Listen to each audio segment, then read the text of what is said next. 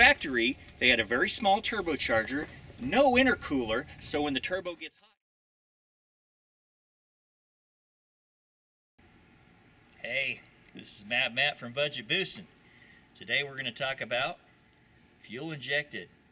When you're converting from fuel injection to carburetor. Right here we have this 1983, the last body style of the 280ZX, and it was fuel injected from the factory and still is. This is a fuel injection system for the 83 Nissan 280ZX. And look at it, look how complicated that is. And sometimes these fuel injection systems have a lot of problems. And one of the easiest solutions to it is go carbureted. Plus, good on performance too, easy to tune, and simple. A lot less can go wrong. Like, look at all the different potential fuel leaks you can get. There's fuel hoses everywhere. Now, we also have a 1978, the last body style of the 280Z. And that one has already had the carburetor conversion. We've already converted the same exact fuel injection to carburetor. We'll let you see what that looks like. This 280ZX is 78, the last year of this body style. This one has already had the fuel injection converted to carburetor. A nice 4-barrel Carter 4-barrel carburetor. Simple, one fuel line in, simple. Less places for leaks, easy to tune, reliable. And the things that you need to do this conversion, there's things you have to keep in mind. On fuel injection, you have a high pressure fuel injection pump, which has to have high pressure because as soon as the fuel injection pintle opens, high pressurized fuel needs to make a nice spray for awesome fuel atomization. Whereas a carburetor needs about 7 pounds of fuel pressure, but an adequate volume to fill the carburetor's bowls. And when the fuel pressure 7 pounds hits the carburetor, it just needs to go through a jet, the fuel bowls, enough to give you enough fuel you need. So what you need is about 7 to 9 pounds of fuel pressure, but a decent volume, like anywhere from about 98, 99 gallons per hour, 100 gallons per hour, 140 gallons per hour, with a fuel pressure regulator to make sure you get all the fuel you need to your carburetor. If it doesn't take it all, it goes to the return line.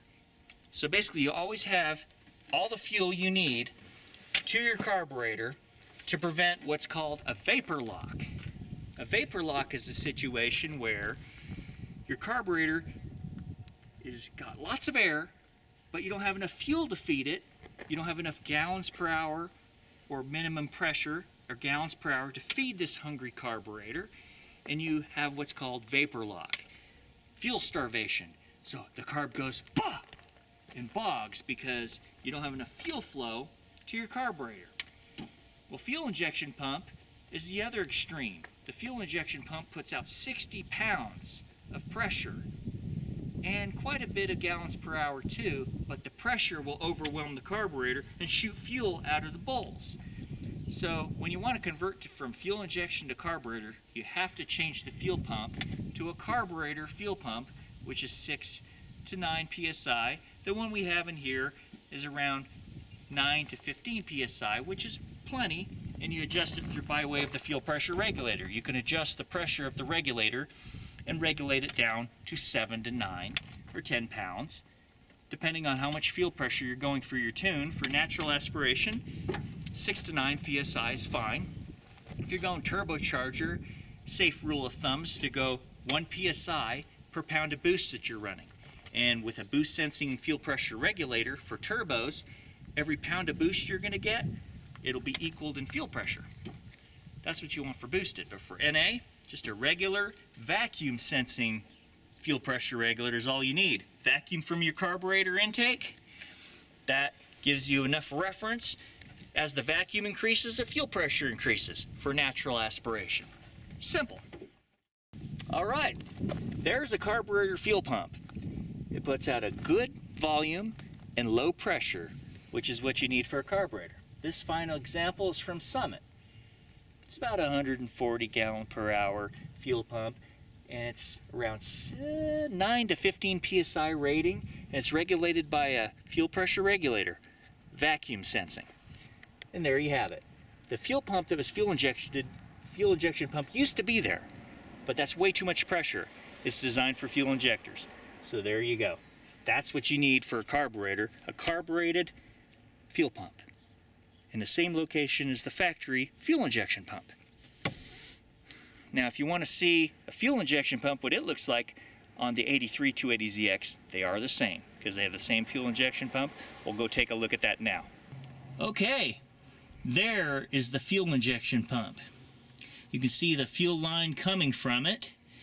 You can see the power wires, the positive and negative, going to this fuel injection pump, which puts out around 60 pounds of pressure, which is way too much for a carburetor setup. So that's what needs to be changed to convert from fuel injection to carburetor. Well, thank you for watching our video on our discussion when changing from fuel injection to carburetor on these Nissan Z cars. Now, other cars, if you're going to fuel injection to carburetor, may require an in-tank fuel pump, because most of the newer cars have their fuel pump in the tank, whereas these Nissan Datsun cars, they have them externally just by the rear of the gas tank. Alright, well, thanks again for watching our videos.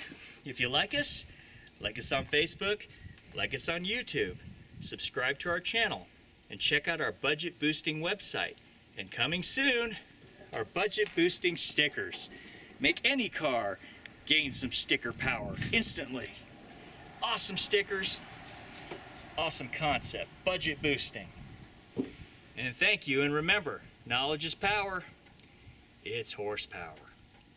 It's driven by your engine accessories, whereas your turbocharging systems are driven by exhaust, which is normally waste.